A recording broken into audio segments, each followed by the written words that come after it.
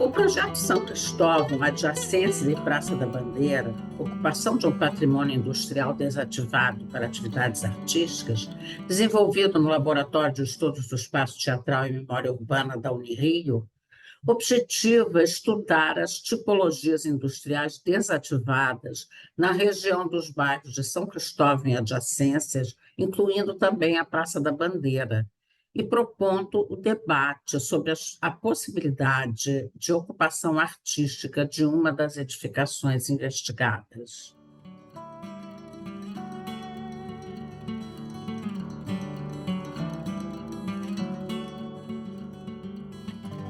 A área de estudos abrange os bairros de São Cristóvão, Vasco da Gama, Benfica, Mangueira e Praça da Bandeira.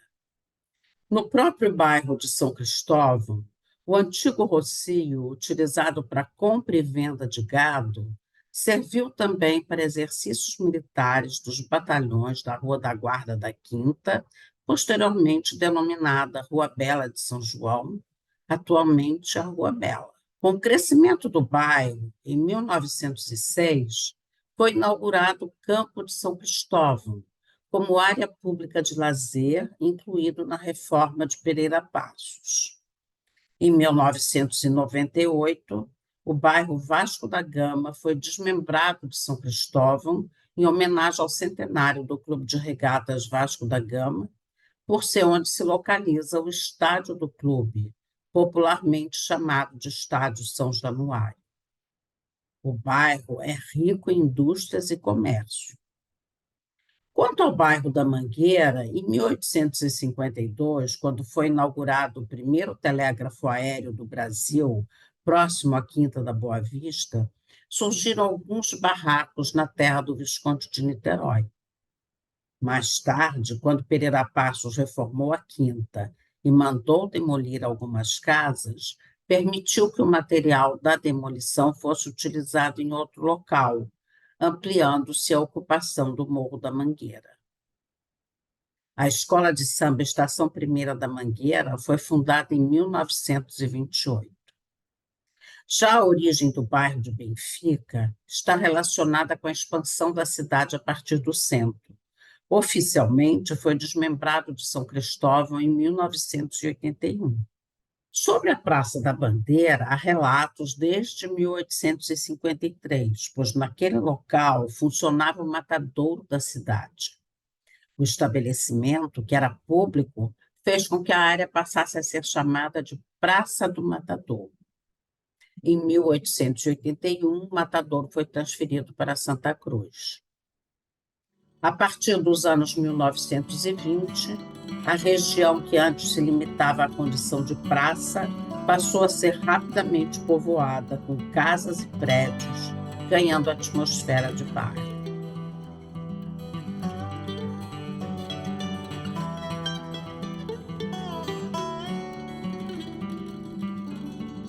O bairro de São Cristóvão teve a sua origem na sesmaria concedida por Estácio de Sá aos jesuítas e se estendia do Rio Comprido até Inhaúma. Entre 1572 e 1583, a área foi desmembrada, fazendo surgir 3 engenhos: Fazenda do Engenho Velho, Fazenda do Engenho Novo e Fazenda de São Cristóvão, que ora nos interessa. Por volta de 1627, os jesuítas edificaram uma capela dedicada ao culto de São Cristóvão junto à praia, onde os pescadores amarravam suas canoas próximas à porta.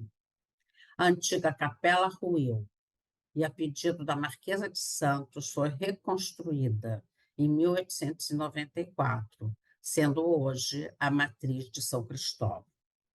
As Sesmarias e propriedades da Companhia de Jesus, até meados do século XVIII, abasteciam a cidade com suas produções agropecuárias, ocupando um papel econômico significativo na vida da sociedade colonial.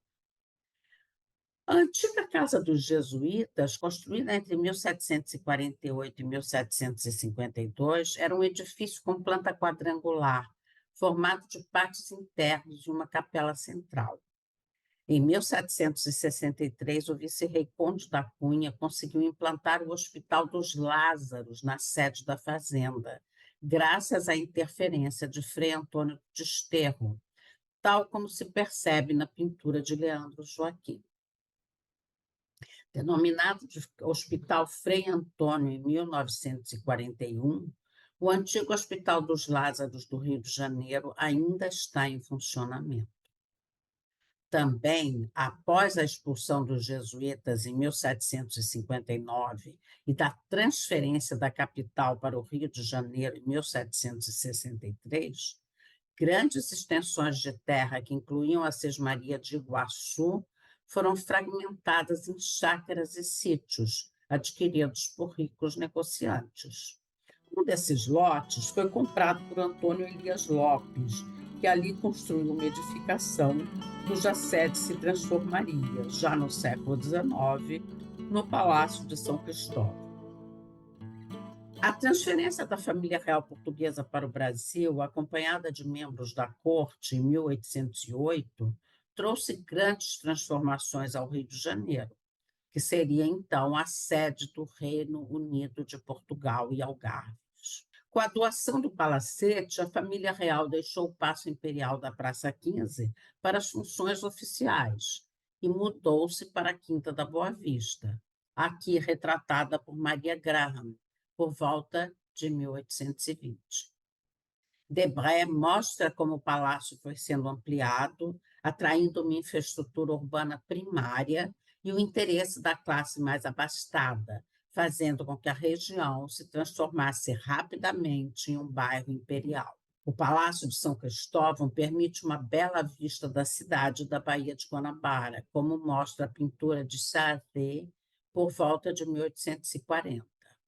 Ao lado do antigo lazareto, já em 1857, havia sobrados de 2 ou 3 pavimentos à beira-mar, na antiga Praia das Palmeiras. Depois da ocupação da Quinta da Boa Vista, o caminho para São Cristóvão passou a ser feito pelo Caminho do Aterrado, ou das Lanternas, estreita faixa de terra sobre o mangue de São Diogo, atualmente Cidade Nova. No início do século XIX, São Cristóvão era já um bairro aristocrático, mas os acessos eram ainda difíceis devido aos pântanos. A necessidade de infraestrutura motivou a aquisição da empresa The Rio de Janeiro Street Rail Company por capitalistas brasileiros e passou a se chamar Companhia Ferrocarril de São Cristóvão. Em 1873, foi inaugurada a linha do Largo de São Francisco, no centro, até São Cristóvão, contribuindo para a maior ocupação do bairro. A planta da cidade do Rio de Janeiro e subúrbios de 1877 já inclui as linhas de ferrocarris. A planta da cidade de São Sebastião do Rio de Janeiro de 1879, elaborado por Luiz Schreiner, mostra os novos arruamentos de Botafogo, Flamengo e Glória. Com a instauração da República em 1889, a elite que habitava as chácaras passou a migrar para esses bairros mais ao sul, fazendo com que São Cristóvão perdesse o status de bairro imperial e passasse a ter uma procura cada vez maior para a instalação de fábricas. Desde os meados do século XIX, ocorria a instalação de algumas indústrias em São Cristóvão, não só pela proximidade do porto, que favorecia a exportação, mas também por ser bem servido no que tange ao abastecimento de água e a facilidade de mão de obra. Essas indústrias foram construídas em galpões, em áreas aterradas, ou então ocupavam antigos casarões, abandonados pelos que migravam para os bairros da Zona Sul. Tipologias arquitetônicas de trapiches, oficinas e comércio popular se tornaram mais relevantes e cresciam também as ocupações fabris, atraindo maior número de operários. Aos poucos, a fisionomia e a composição social da área se transformavam. Uma das manufaturas mais relevantes da região foi a fábrica de velas Stearina, fundada em 1842 por 2 franceses que adquiriram uma fábrica de sabão situada na então Praia das Palmeiras. Em 1854, essa fábrica de velas foi adquirida pelo Barão de Mauá, que a transformaria na Companhia Luz Teárica e no Moinho da Luz. Graças à facilidade de acesso ao centro, aumentavam aos poucos edificações de uso industrial. Novos estratos sociais surgiram na região e se adensava o uso do solo, pois a proximidade das fábricas atraiu muitos trabalhadores que se fixaram em São Cristóvão. Muitas residências proletárias foram erguidas para atender ao crescente número de trabalhadores fabris. A planta do Rio de Janeiro de uma parte dos subúrbios, elaborada por Machek entre 1885 e 1905, já apresenta os novos arruamentos do bairro da Glória, Flamengo e Botafogo, para onde migravam as classes mais abastadas. Empreendidas por Pereira Passos entre 1903 e 1906, as reformas modificaram a fisionomia da região. Em 1906, o antigo rocio utilizado por viajantes e tropeiros foi inaugurado como Campo de São Cristóvão, dotado de um coreto.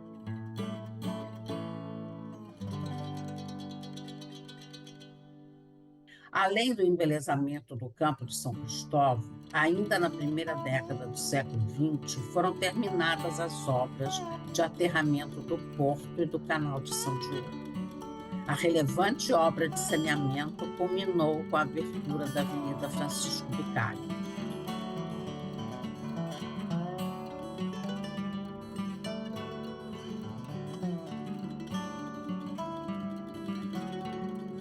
O aterro das praias de São Cristóvão, terminado em 1924, permitiu prolongar o Cais do Porto até o Caju.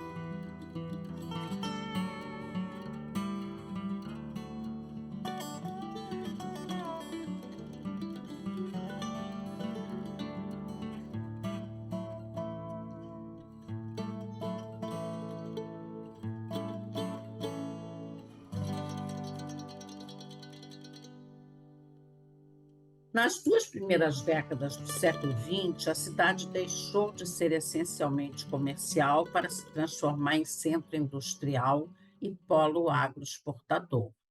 Enquanto o centro ganhava características da modernidade, os subúrbios começavam a se delinear como áreas industriais.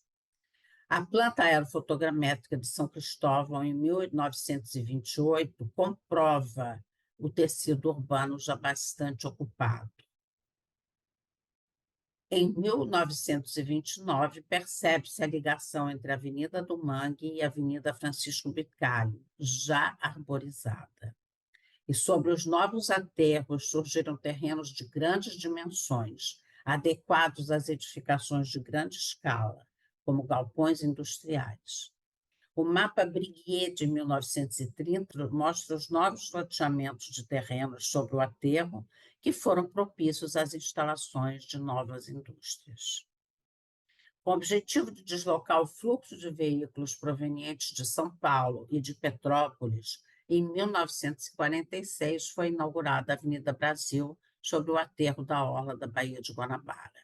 Essa nova via permitiu que muitas indústrias fossem transferidas para terrenos mais longínquos, fato que promoveu a valorização dos terrenos em São Cristóvão. Após a consolidação da ocupação do bairro, outra grande intervenção viária transformou São Cristóvão em bairro de passagem. A linha vermelha, realizada em 3 etapas. A primeira etapa, entre o elevado Paulo de Fronten e o Campo de São Cristóvão, foi inaugurada em 1978. O trecho do campo até a Ilha do Fundão foi aberto ao trânsito em 1992. E o trecho final, até a rodovia Presidente Dutra, somente em 1994. Cabe ressaltar que a linha vermelha provocou impacto negativo na região, com consequente degradação e desvalorização de imóveis, em especial sobre a Rua Bela. Como se constata, o bairro sofreu bastante. transformando-se em bairro de passagem.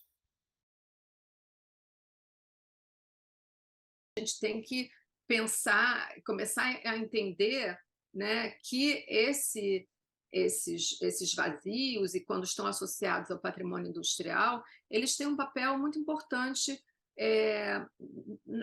assim, no potencial de reabilitação urbana, né, de requalificar essas áreas, como a gente vê em várias cidades do mundo, né, é, que usaram esse patrimônio industrial como um ativo para a requalificação. Quer dizer, né, a estação ferroviária Barão de Mauá, ela é uma das estruturas mais notáveis da área, né, ali daquela região da Francisco Bicalho, São Cristóvão, Praça da Bandeira, e é lamentável que a gente esteja com ela, né, enfim, desativada, abandonada mesmo durante tanto tempo, né? Já tem 2 décadas aí, mas isso, na realidade, faz parte de um lamentável quadro de desativação das linhas férreas, das linhas ferroviárias como um todo.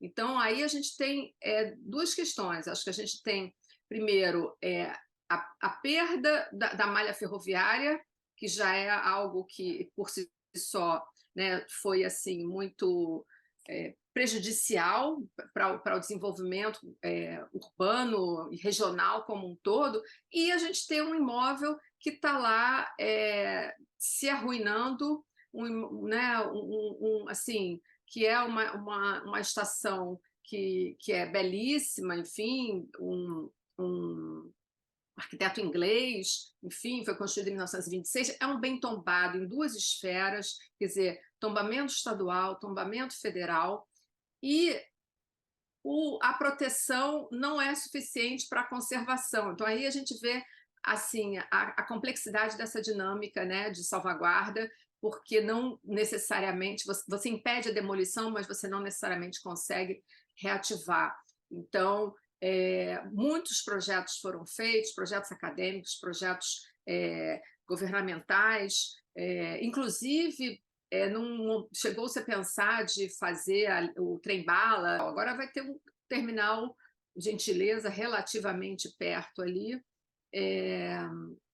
Vamos ver, porque também não adianta você implantar um uso se as pessoas também têm dificuldade de chegar, embora ali seja um ponto nodal importante, mas, enfim, mas você só chega de ônibus, né? Você não tem metrô chegando ali perto. Tem mais ou menos perto, mas não é um lugar muito fácil de andar. Em 26 de fevereiro de 2024, a União assinou um acordo de cooperação técnica com a Prefeitura, que prevê que parte do imóvel da antiga Leopoldina será ocupada por cursos técnicos a serem criados pelo Instituto Federal do Rio de Janeiro. O projeto de restauração do imóvel é do arquiteto Rodrigo Azevedo, já foi entregue à União.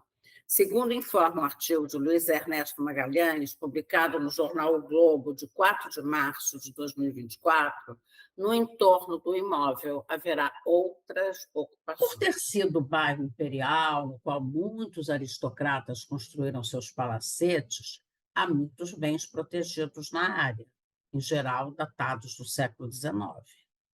A Quinta da Boa Vista, o Museu do Segundo Reinado, o Batalhão dos Guardas, entre outros. Mas há também modelos de habitação proletária que foram protegidos, como o bairro Santa Genoveva.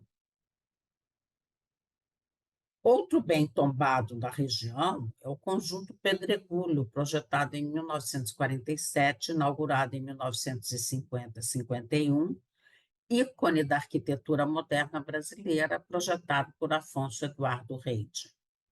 Destinado à habitação social, o Pedregulho habita pela primeira vez moradia popular, escola, creche, ambulatório, mercado, lavanderia e equipamentos esportivos.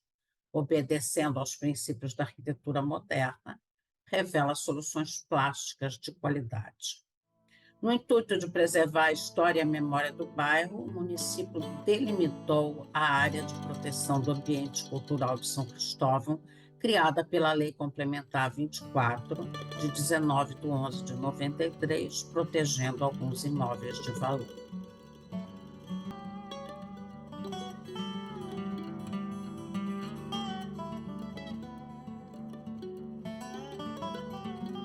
Como mencionado, com a instauração da República, formava-se uma nova elite que migrava para os bairros da Glória, Flamengo e Botafogo, fazendo com que São Cristóvão deixasse de ser um bairro da aristocracia e passasse a ter uma procura cada vez maior para a instalação de fábricas. Nesse contexto, houve uma adaptação dos antigos solares em espaços de produção fabril ou em moradias coletivas. A região transformou-se em área industrial, mas também residencial proletária. Proliferavam tipologias arquitetônicas como trapiches, oficinas e comércio voltado para os trabalhadores. Quanto à população da região em estudo, por não estarem concluídos os levantamentos do último censo por bairros, utilizamos alguns dados de 2010 do Instituto Pereira Passos para avaliar a área estudada em relação ao município do Rio de Janeiro. Segundo o censo de 2010, 67,3% da população estão na faixa entre 17 e 65 anos, representando, portanto, um grande contingente para exercer ou apreciar atividades artísticas. A equivalência de gênero e a maior concentração de população é nos bairros de São Cristóvão e Vasco da Gama, nos quais, até 2010, viviam quase 39 mil pessoas, sendo que 41.200 pessoas viviam nos outros 3 bairros da área em estudo. Nos últimos 12 anos, a população total da área em estudo cresceu de 81.200 para 84.900 habitantes. A quase totalidade da população da área de estudos é alfabetizada, havendo pequena redução nesse número no bairro da Mangueira. Com relação à renda per capita, o bairro da Praça da Bandeira apresenta renda maior do que a renda média do Rio de Janeiro, enquanto a Mangueira apresenta renda per capita 1/3 menor. Segundo o Índice de Progresso Social apurado em 2022 pelo Instituto Pereira Passos, a área em estudo atinge apenas 58,2% do progresso desejado, enquanto o Rio de Janeiro atinge 65,2%. Pesando muito para essa percentagem os parâmetros dos fundamentos do bem-estar social adotados pelo referido instituto. A pesquisa sobre as artes em São Cristóvão e adjacências e Praça da Bandeira comprovou que a região é rica em organizações artísticas, o que espelha a possibilidade do debate em torno da ocupação de um patrimônio industrial desativado por grupos ou cooperativas de artistas. Encontramos muitos grupos dedicados à prática das artes cênicas, audiovisuais e plásticas, companhias de teatros, grupos e escolas de samba, artesãos que trabalham na confecção de elementos plásticos que compõem os carros alegóricos das escolas de samba, escolas profissionalizantes com foco no ensino da cenografia, fotografia, direção e edição de cinema, espetáculos teatrais, companhias de teatro, entre outras atividades artísticas.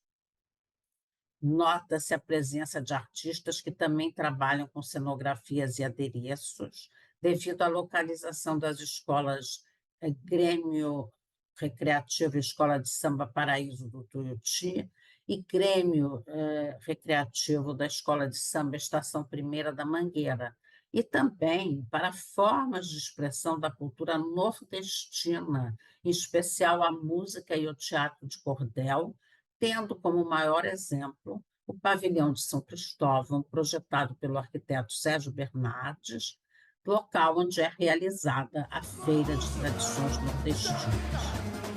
Nasceu mulher na Fortaleza do Bichinho, terra maravilhosa, sucesso garoto, Salvador, Salvador. Terra maravilhosa, sucesso garoto, Salvador, o Salvador da pátria. Olha no patrão e vai cá, desse povo compactado, não precisa de doutor. Quando clareou,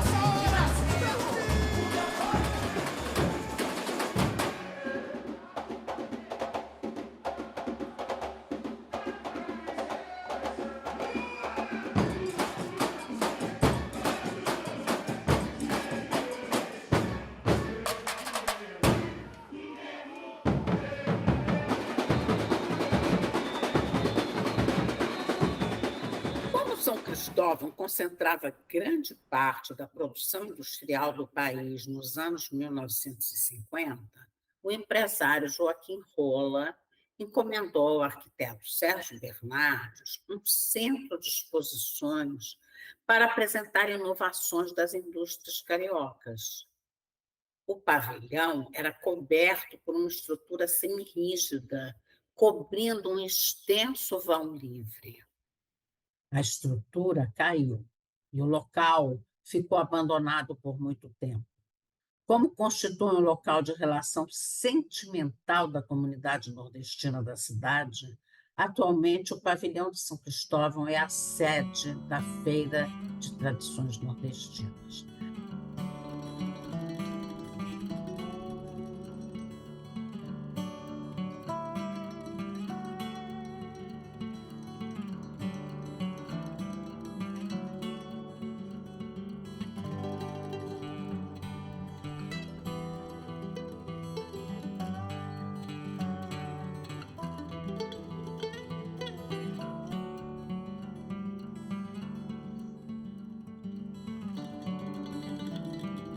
Além dessas expressões artísticas locais, cabe lembrar da Escola Nacional de Circo, referência por toda a América Latina no campo da formação técnica em artes circenses, localizada na rua Eupídio Boa Morte, número 4, na Praça da Bandeira.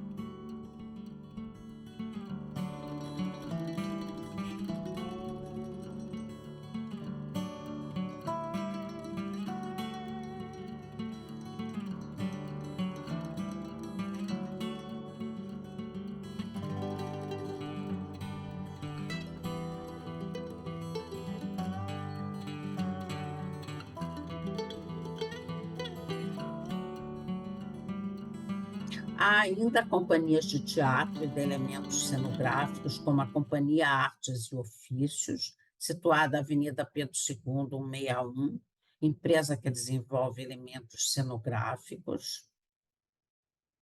A Companhia Ratos de Teatro, que atua desde 2015, principalmente no palco do teatro do Colégio Brasileiro de São Cristóvão, na Rua Henrique de Noronha, número 2. A Companhia Teatro Contemporâneo, localizada na Rua General Canabarro 820, uma companhia e escola de formação de atores, oferecendo aulas tanto para iniciantes quanto para profissionais.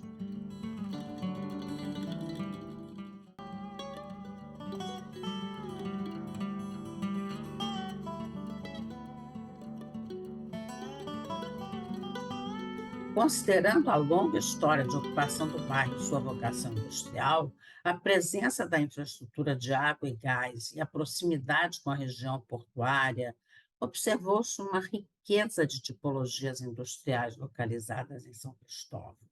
Algumas dessas edificações destacam-se na paisagem e foram examinadas como passíveis de abrigar as atividades artístico-culturais. Destacamos as 3 que merecem estudos mais aprofundados e, finalmente, a proposta desse documentário. Primeiro, a gente estudou o conjunto de edificações de uso administrativo, galpões e chaminé, do antigo gasômetro de São Cristóvão, na Rua São Cristóvão 1200. Construído em 1911, é um dos testemunhos da primeira fase de ocupação industrial de São Cristóvão e um relevante exemplar do patrimônio industrial do Rio de Janeiro, referente a serviços públicos de infraestrutura.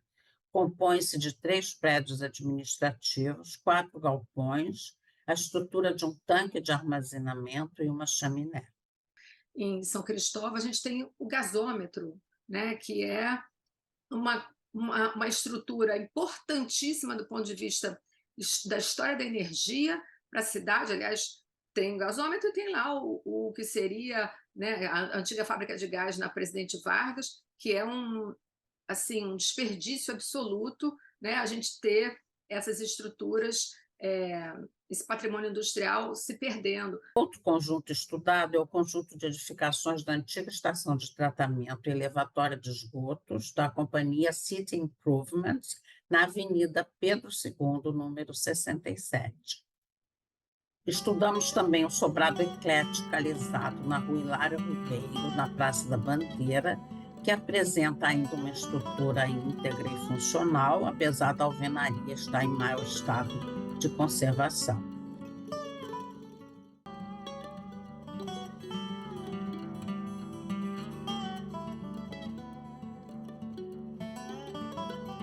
Com o objetivo de estudar a região de São Cristóvão, adjacências e Praça da Bandeira, e de propor o debate sobre a possibilidade de ocupação artística das edificações sem uso, a partir de experiências bem-sucedidas no exterior e na própria cidade, a exemplo da exitosa ocupação do Armazém da Utopia pelo grupo teatral Companhia Ensaio Aberto, propõe-se aqui que a ocupação ou cooperativa de artistas se estabeleça no icônico imóvel da antiga fábrica da luz teárica.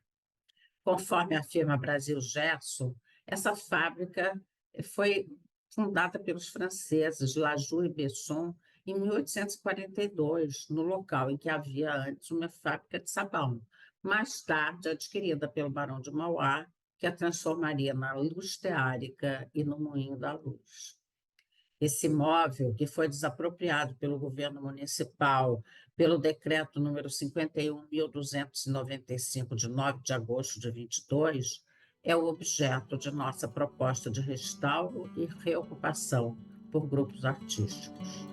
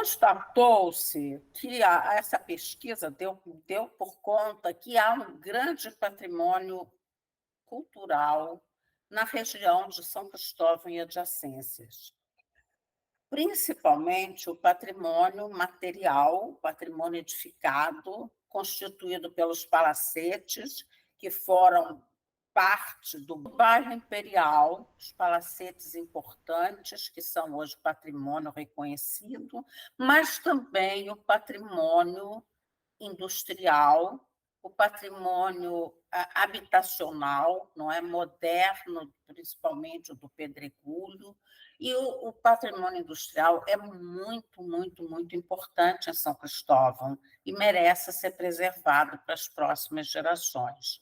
É lógico que nós também constatamos que esse bairro possui inúmeros exemplares de patrimônio imaterial, as festividades portuguesas, as festividades nordestinas, o samba, não é? Então, há um patrimônio rico, é uma região de grande riqueza para as próximas gerações.